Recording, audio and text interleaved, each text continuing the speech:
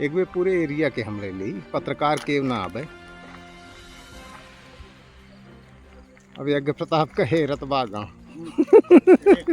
को आई चलिए अपना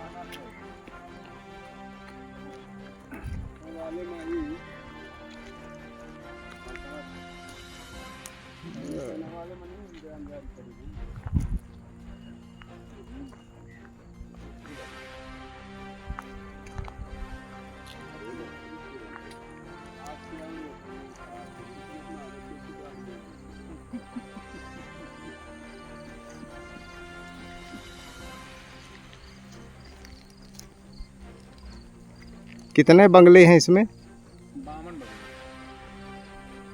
बेवकूफ हैं सारे, उनको शासन चाहे तो ना ही खेती हो सका।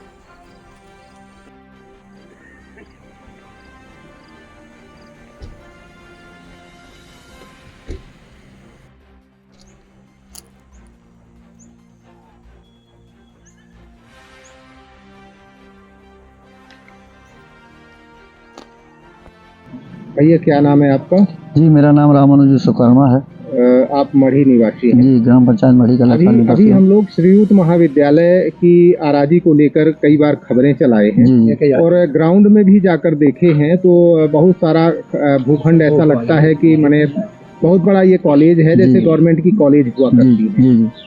सुनने में आया है कि यहाँ आराजी जो है शासन की है जो महाविद्यालय के कब्जे में है। जी मुझे भी इस तरह की सूचना मिली थी और आरआई और पटवारी द्वारा मैंने कई बार मध्य प्रदेश शासन की ज़मीनों का उल्लेख किया तो पटवारी द्वारा बताया गया कि आपके यहाँ ये कॉलेज से लगा हुआ 219 और 220 932 और 932/1/220 213 214 माने लगभग 10 एकड़ के आसपास की सरकारी ज़मीन है जो मध्य प्रदेश शासन है। मैंने भी उसको कंप्यूटर में अपने मोबाइल में देखा है कि मध्य प्रदेश शासन उसमें दर्ज है और हमने ये भी प्रयास किया कि उसमें जो गौधाम बना हुआ है ये गदही हिनौती में बना हुआ है।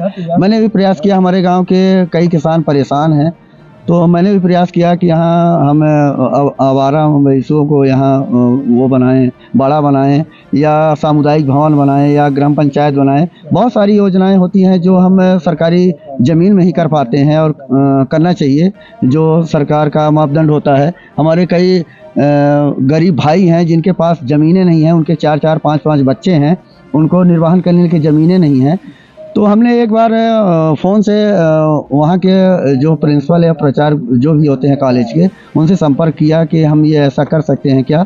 तो उन्होंने कहा कि हम संपर्क करके बताएंगे। तो हमने कहा किससे संपर्क करेंगे आप? तो बोले कि हम अपने जो भी हमारे उच्च अधिकारी उनसे संपर्क करेंगे। मैंने पटवारी से भी बात किया और एसडीएम से भी बात किया तो उन्होंने कहा कि हम इसका निराकरण करेंगे, जल्द करेंगे। इस तरह की बातें हैं।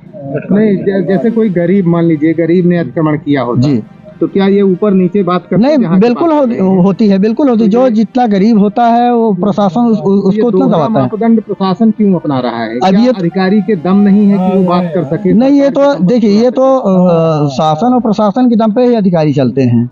अधिकारी तो वही करेंगे जो ऊपर से उनको निर्देश होगा। एक चर्चा ये भी हो रही है कि उस कॉलेज को शासनाधीन कर दिया जाए। अब ये शासन की मंशा है कि शासन उसको अपने अंडर पे लेती है कि वो प्राइवेटीकरण ही चलाती है, वो शासन का है, वो हम टिप्पणी नहीं कर सकते। मैंने गांव में आपके सख्त आवश्यकता है शासकीय भूमि की, बहुत ज़्यादा आवश्यकता है। हमारे गरीब भाई बहुत ज़्यादा हैं, हमारे पास बहुत सारी योजनाएं हैं जिसमें हम निर्माण नहीं कर पा रहे हैं, आज भी वंचित है निर्माण करने के लिए।